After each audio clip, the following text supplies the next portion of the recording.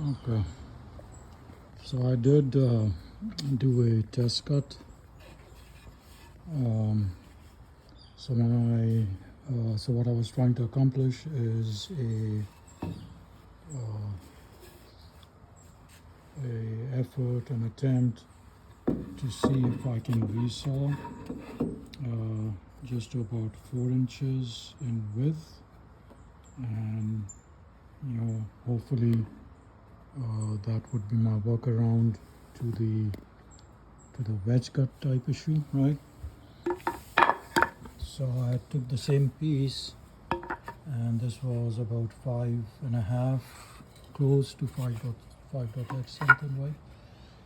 So I cut this. So this measurement right here is 4 inches, right? So I kept it a little over 4. Just gives me some additional room there, because when I resaw it, right, I plan to cut 50mm pieces. So I'll get out of this, I hope to get 2 inches or 100mm, right? So with that said, my next attempt is to resaw, and this came out actually pretty straight. So this line is running is exactly 4 inches from this end, right?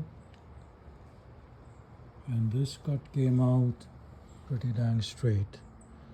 So I was happy with that. Now let me try and resaw and see where I end up.